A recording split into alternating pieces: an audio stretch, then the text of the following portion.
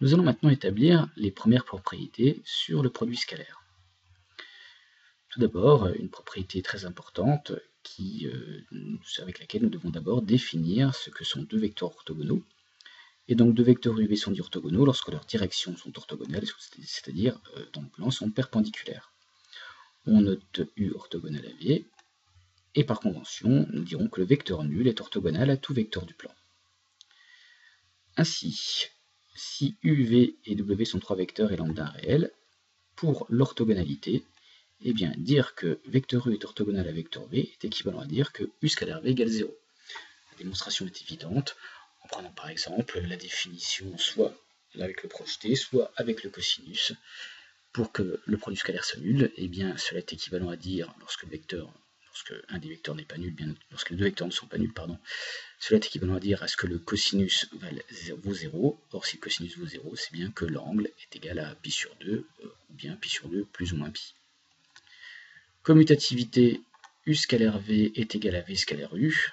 En reprenant par exemple la définition sur le projeté, cela est extrêmement évident. Linéarité, on prend un lambda qui appartient à R, comme c'est présenté dans la définition, et lambda scalaire U, scalaire V est égal à lambda fois U scalaire V. Distributivité, qui est un petit peu moins évidente à démontrer, dire que U scalaire V plus W est égal à U scalaire V plus U scalaire W. Vous voyez que le produit scalaire utilise des propriétés qui sont liées au produit de réel, mais attention, un produit scalaire n'est pas un produit de vecteurs. C'est bien une notation dont les définitions étaient données précédemment. Avec le vecteur nul, nous avons le produit scalaire vecteur U scalaire vecteur nul qui vaut 0. Cela se démontre très facilement avec l'une ou l'autre des définitions. Et enfin, nous allons définir le carré scalaire. Le carré scalaire d'un vecteur est tout simplement le produit scalaire d'un vecteur par lui-même.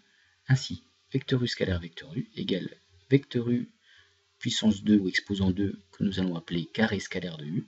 Et par exemple, par la définition notamment du cosinus avec la projection, il est évident de montrer que le carré scalaire de vecteur U est en réalité la norme de vecteur U au carré. Précédemment.